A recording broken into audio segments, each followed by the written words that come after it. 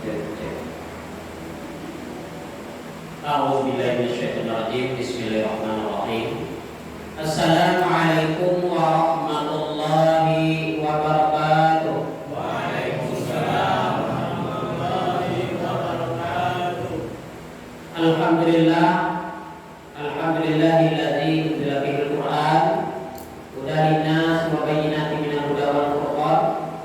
Asyhadu an la ilaha illallah wa asyhadu anna sayyidina Muhammadan abduhu wa rasuluhu wa rahmatan lil alamin. Allahumma shalli ala sayyidina Muhammad wa ala ali sayyidina Muhammad. Yang kami muliakan ketua beserta seluruh pengurus Mushola Al-Malik dan juga yang kami hormati alim ulama, cerdik pandai, tokoh-tokoh masyarakat, tokoh-tokoh pemuda, Bapak Ibu, para jemaah yang hadir pada malam ini ke mushola yang mulia ini. Mudah-mudahan kita semua dimuliakan oleh Allah Subhanahu wa taala. Alhamdulillah Bapak Ibu, malam ini kita masuk malam yang ke-8 dari puasa Ramadan 43 Hijriah. Mudah-mudahan kita yang hadir malam ini istiqomah melaksanakan puasa, istiqomah melaksanakan sholat tarawih, istiqomah tadarus Al-Quran, istiqomah untuk berinfak dan bersedekah hingga akhir Ramadan nanti. Amin ya rabbal alamin. Kenapa demikian Bapak Ibu? Di masjid-masjid lain, di mushola lain sudah banyak nampak yang kalah. Awal Ramadan sampai tak muat di mushola kita, sehingga sholatnya kita buatlah, kita tegakkanlah tenda kadang-kadang sebagian di pinggir masjid, ya, di sebelah masjid, di mushola kita. Tapi malam yang ke-7, malam yang ke-8, tendanya tak ada orang lagi Bapak Ibu. Bahkan dalam mushola dan dalam masjid pun sudah nampak lapang dia. Pertanyaannya, kemana kira-kira jemaahnya? Bapak Ibu yang dimuliakan Allah Subhanahu wa taala. Padahal Allah Subhanahu wa taala sudah memberikan janji mulianya kepada kita yang tak asing lagi di telinga kita, yang selalu dibaca, disampaikan oleh guru kita ketika guru kita menyampaikan tausiah, pengajian ataupun khutbahnya di masjid ketika hari Jumat. Bismillahirrahmanirrahim. Ya ayyuhalladzina amanu kutiba 'alaikumus shiyam kama kutiba 'alal ladzina min qablikum la'allakum tattaqun. Bapak Ibu yang dimuliakan Allah, dalam ayat ini Allah berjanji kepada kita ketika kita umat manusia yang Islam, yang muslim ini, yang mengakui Allah sebagai Tuhan kita, Muhammad sebagai Rasul kita, dan mengerjakan sholat 5 waktu sehari semalam, ketika kita melakukan puasa Ramadan dengan baik dan sempurna di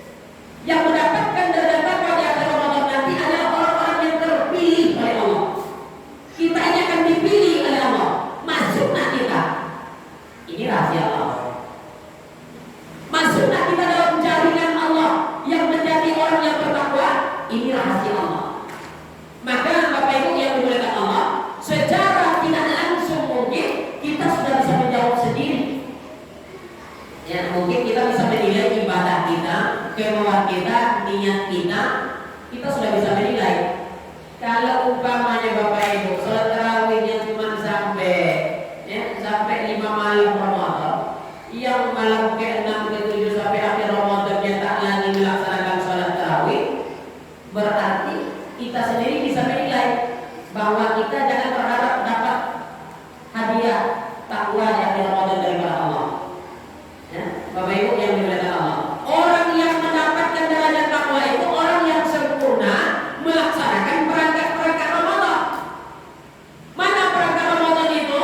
Yang pertama Bapak Ibu yang dimuliakan Allah, sebagai umat muslim, sebagai kita umat Islam yang bertuhankan kepada Allah, yang bernabi dan kepada Muhammad sallallahu alaihi wasallam, man fariha bil uli Ramadan haramallahu jasaduhu alanna. Siapa di antara kita yang senang hatinya, gembira dia, bangga dia datangnya bulan suci Ramadan, haram Allah, diharamkan oleh Allah, jasaduhu, badannya, tubuhnya dimakan, dijilat oleh api neraka. Bapak Ibu yang dimuliakan Allah, ini baru bergembira, baru bersenang hati kita Bapak Ibu menyambut Ramadan. Belum lagi kita melaksanakan puasa di siang Ramadan itu, baru bergembira umat Islam ini sudah diberikan oleh Allah jaminan kepada kita, jaminan keselamatan. Sungguh mulianya kita umat muslim ini Bapak Ibu yang dimuliakan Allah. Namun kadang-kadang Bapak Ibu yang dimuliakan Allah, kita tengok di akhir-akhir ini anak-anak muda kita, ya, salah memahami, memaknai, bergembira menyambut Ramadan. Kalau orang dahulu Bapak Ibu, memang yang sering kita dengar menyambut Ramadan ini Balimo Kasai. Bapak pernah dengar kita kan? Balimo Kasai kan? Kalau kita yang tinggalnya di Batak Kampar Bapak Ibu itu pasti tahu. Tapi orang dahulu Bapak Ibu kalau Balimo Kasai itu tak ada mandi campur aduk laki-laki perempuan ada. Ya, mereka cuma bawa limau, dipotong-potongnya limau itu, dimasuknya ke dalam mangkok, dibawanya ke pinggir sungai, ya, dibacanya doa mani taubat. Setelah dibacanya doa mani taubat, ditumpahkannya limau tadi di kepalanya, mandi dia di belakang sungai Kampar. Mandi itu diartikan dengan mandi taubat. Itulah artinya mandi limau bagi orang dahulu Bapak Ibu. Menghapus perusahaan, ya, mandi taubat. Tapi anak-anak muda kita sekarang mandi taubatnya lain, bukannya taubat, tapi malah menambah dosa dan maksiat. Di bawahnya bener mobil, di bawah ceweknya, terang-terang aja lah kita Bapak Ibu. Di bawah cowoknya, dicarinya sungai yang tak lebar, yang tak besar. Mandinya sudah di sana, pakainya sudah seksi, campur aduk laki-laki perempuan yang bukan mahram, nyambut Ramadan dengan mandi laki-laki perempuan yang bukan mahram. Logikanya saja Allah ridho apa tidak? Tidak Bapak Ibu. Kalau Allah tak ridho, bagaimana bisa diampunkan oleh Allah dosa? Malah dosa kita bertambah menyambut Ramadan. Sudah mandi benang satu benang mobil dengan bercampur aduk, ditambah lagi ketika dia sudah keinginan keluar, rupanya disiapkan pula organ tunggal di pinggir sungai. Organ tunggal, lagunya bukan pula lagu Islami Bapak Ibu, ya. Lagu yang mengajak ada goyang-goyang pinggulnya nanti, ya. Jadi ketika kawan ini sudah keinginan, mereka itu bergoyang di depan apa tadi, di depan panggung tadi. Ketika dia sudah kepanasan, jebol lagi ke sungai. Coba logikanya semacam itu ridho lah. Tak ridho Ustaz. Kalau Allah tak ridho, ini kewajiban kita sebagai orang tua menyampaikan kepada anak cucu ponakan kita dengan hal yang demikian tak baik untuk kita lakukan menyambut Allah. Tapi ya pernah saya melihat Bapak Ibu di satu tempat, ya, mereka mengadakan doa bersama di musholahnya, di masjidnya menyambut Ramadan. Diajaknya orang sekampung di sana. Ini lebih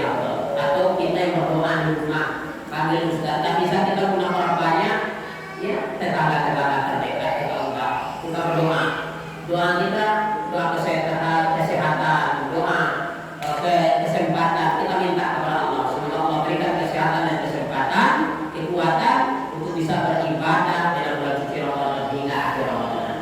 Itu lebih afdal daripada kita. Nah, dalam bahasa kampung kami Bapak Ibu kasih anjing dari dulu sampai ke India.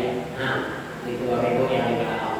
Yang kedua, orang yang akan mendapatkan derajat takwa di akhir Ramadan adalah orang yang melaksanakan puasa di siang hari. Puasanya yang dia laksanakan itu semata-mata tidak lain hanyalah mencari ridho Allah. Innamal a'malu binniyat. Allah itu menilai ibadah itu Bapak Ibu dari niat kita. Kalau niat kita karena Allah, Allah terima. Tapi kalau niat kita selain Allah, tak terima. Kita puasa karena sehat dan tua. Ibu-ibu puasa karena takut suami, bukan karena Allah. Ya. Kita puasa karena sehat tetangga. Kita puasa karena terpaksa saja. Berarti niat kita salah. Jadi Bapak Ibu perbaiki niat kita. Itu. Puasa kita di siang hari. Setelah kita puasa di siang hari, malamnya kita laksanakan sholat tarawih. Ya, kita laksanakan sholat tarawih. Ada sholat tarawih yang 8 rakaat, 11 dengan witir. Ada sholat tarawihnya 20, tambah 3, 23 dengan witir. Silakan, ibu bapak pilih yang mana. Yang penting kita sholat tarawih. Keduanya itu ada dalil sah. Bapak Ibu yang dimuliakan Allah SWT, yang tak sah, yang tak sholat tarawih. Bagaimana kita bisa mendapatkan derajat takwa di akhir Ramadan? Sedangkan Bapak Ibu yang dimuliakan Allah, puasa kita laksanakan, tapi sholat tarawihnya tidak. Coba Bapak Ibu cari puasa yang dibarengi dengan sholat tarawih selain puasa Ramadan. Di luar puasa Ramadan ada puasa Ustaz? Ada? Puasa Senin Kamis, puasa Arafah, banyak puasa nazar dan sebagainya, banyak puasa itu, puasa sunnah juga. Tapi tidak ada yang dibarengi dengan sholat tarawih. Satu-satunya yang dibarengi dengan sholat tarawih adalah puasa Ramadan. Jadi orang yang berpuasa di siang hari tapi tidak sholat tarawih di malam hari, maka tak sempurna perangkat Ramadan dia laksanakan. Kalau kita orang yang beriman, merasa tak diterima ibadah puasa kita oleh Allah Subhanahu wa taala. Kalau tak sempurna kita laksanakan perangkatnya. Diusahakan kita laksanakan sholat tarawih di malam harinya. Tak lama itu, lebih kurang setengah jam selesai. Memang iya kadang-kadang kalau kita jadi imam nih payah juga Bapak Ibu. Ya. Saya sejak tahun 2013 sampai 2018 saya jadi imam di Masjid Nurul Hidayah Pasar Pusat. Ketika sholat tarawih ini lambat kita buat kita baca Pak. Ya. Kena juga kita. Habis sholat itu ditanya, Ustaz, kok lambat kali bacaannya Ustaz? Nggak bisa dicepatkan lagi? Oh bisa Bu. Nah, kalau bisa cepatkan besok. Malam besok kita cepatkan pula Pak. Datang lagi yang lain. Ustaz, nggak bisa dilambatkan Ustaz, cepat kali.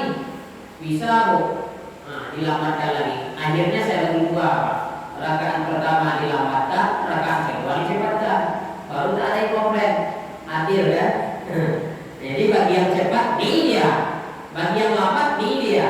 Nah, itu lagi jalannya. Kita ini kadang-kadang itulah Pak. Yang sudah bingung kita dalam hidup ini sekarang. Ya, serba salah kita untuk melakukan kebaikan di mata Allah. Bapak Ibu yang dimuliakan Allah, tapi tetap istiqomah. Bapak Ibu yang dimuliakan Allah Subhanahu wa taala. Setelah kita laksanakan sholat tarawih, usahakan Bapak Ibu tidak pulang dulu. Ya. Kalau umpamanya ada kegiatan di rumah, kalau mau pulang tapi jangan lupa. Apa?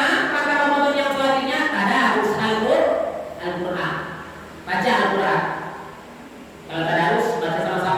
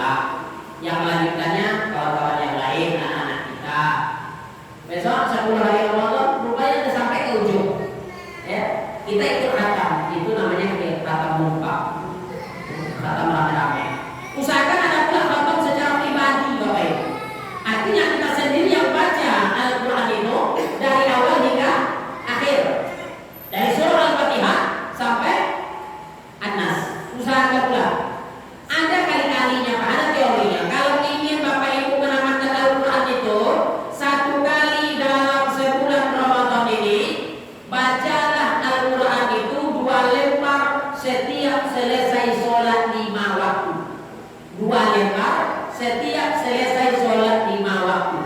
Ya, berarti Bapak Ibu yang dimuliakan Allah, ya, 5 waktu kita sholat kali 2 berarti 10 lembar. 10 lembar kalau halamannya berarti 20 halaman, 1 hari 1 malam 20 halaman Bapak Ibu. Kalau 2 lembar setiap selesai sholat 5 waktu, nanti ketika sampai malam 29 atau 30 Ramadan kita tamat 1 kali Al-Quran. Kalau mau berkali Ustaz, baca 3 lembar Al-Quran setiap selesai sholat 5 waktu Bapak Ibu. Kalau mau 3 kali khatam Al-Quran selama Ramadan, berarti 10 hari pertama khatam sekali, 10 hari kedua khatam lagi sekali, 10 hari ketiga khatam lagi sekali, 3 kali selama Ramadan kita khatam Al-Quran. Baca 4 lembar Al-Quran setiap selesai sholat 5 waktu. Itu kali-kali Bapak Ibu. Jadi ada target kita jadi. Tak rugi kita baca Al-Quran Bapak Ibu. 1 huruf yang kita baca dapat 10 kebaikan. Bismillahirrahmanirrahim. Nun. Sadaqallahul azim. Modelnya kan main-main, tapi kalau betulnya kita kepada Allah bacanya cuma segitu, dapat pahala pasti kebaikan. Alif Lam Mim 3 huruf. Nah nyampe 1 menit 60 detik Pak. Udah dapat kita 30 kebaikan. Apalagi kita baca Al-Quran itu 1 lembar, 1 halaman atau 1 lembar, apalagi 1 juz.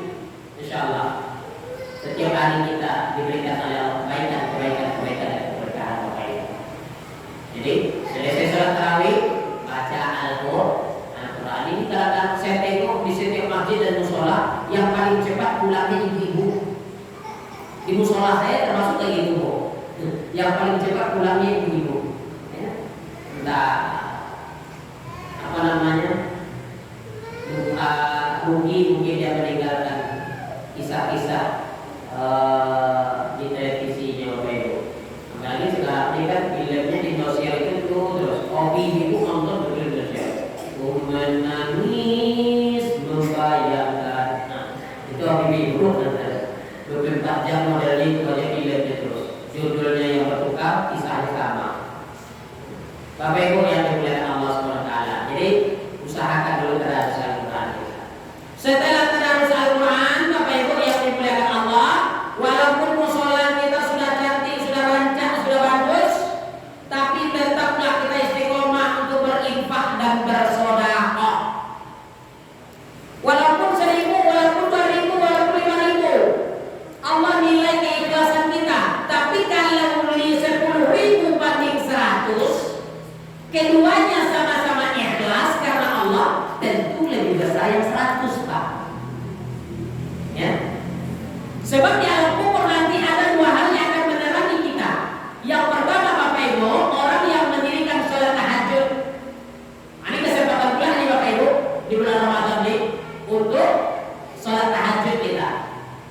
Ya. Berarti apa namanya? Karena kita banyak yang bergadang di dalam bulan suci Ramadan ini. Karena pulang dari musola kita udah jam 1, dan jam 2, dan saya yakin Ramadan kali ini banyak yang berdagang atau banyak yang bergadang malam. Tapi sholat tahajud Ustaz? Nah, kehobian. Apa kehobiannya? Nonton bola. Belum lagi Liga Champions ya. Semalam apa main Pak? Barcelona. Kalau saya hafal juga. Saya sekali nonton juga Bapak Ibu. Nah, boleh, tak ada salah menonton, tapi di sela-sela waktu kita usahakan kita mendirikan malam. Itu lebih apa? Selesai sholat, sudah tahajud umpamanya yuk kita ya, kalau mau nonton, mau sahur sekalian, tak ada masalah. Di ada keseimbangan dunia dan akhirat, bukan dunia saja, tapi ada keseimbangan Pak, dunia akhirat. Bapak Ibu yang dimuliakan Allah Subhanahu wa taala. Yang pertama tadi adalah sholat tahajud yang akan menerangi kita dalam kubur. Yang kedua adalah sedekah. Jadi orang yang bersedekah tadi 10.000 banding 100 dengan 100, keduanya sama-sama ikhlas karena Allah, tentu Allah lebih banyak menilai pula berarti yang 10.000 tak ada nilai. Kadang-kadang Bapak Ibu yang dimuliakan Allah banyak kita berinfak dan bersedekah, tapi niat kita tak pula karena Allah, maka ini tak ada nilai. Jadi walaupun sedikit 2.000, 5.000, 10.000 Bapak Ibu, niat yang mesti kita utamakan karena Allah Subhanahu wa taala. Jadi al-yadul mulia khairu min al-yadis sufla. Tangan yang di atas lebih mulia daripada tangan yang di bawah. Setiap Bapak Ibu kita dapat rezeki dari tempat kerja kita, di dalam rezeki kita ada rezeki orang lain.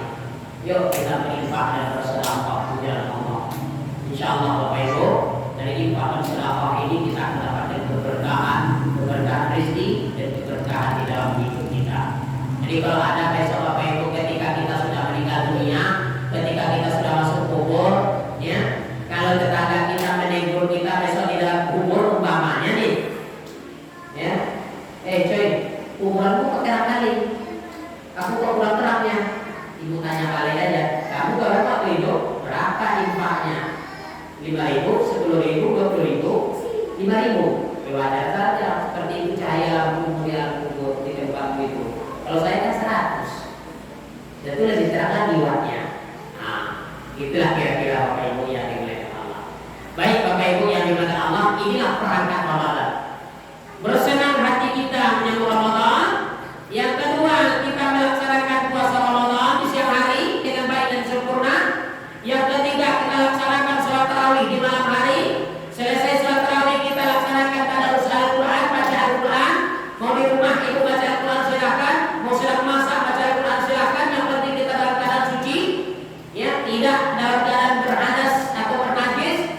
Jangan pula, yang penting jangan kita mengaji atau baca Al-Quran dalam kamar mandi, ya. Boleh mengaji sambil masak, ada masalah, ya.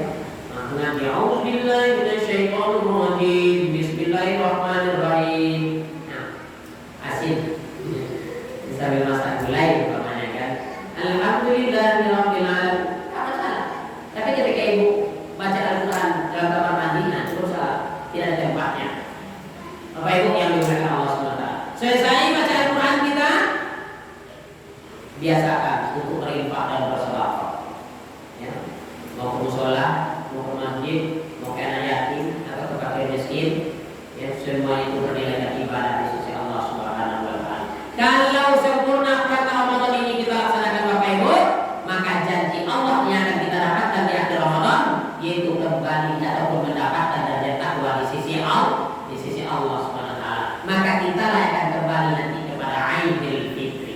Jadi ada hari raya kita, ada hari gembira kita selesai melaksanakan perangkat Ramadan dengan sempurna Bapak Ibu, yaitu hari raya Aidil Fitri. Aidil Fitri kembali kepada fitrah. Siapa yang kembali kepada fitrah? Orang berpuasa. Siapa yang kembali kepada fitrah? Orang yang tarawih.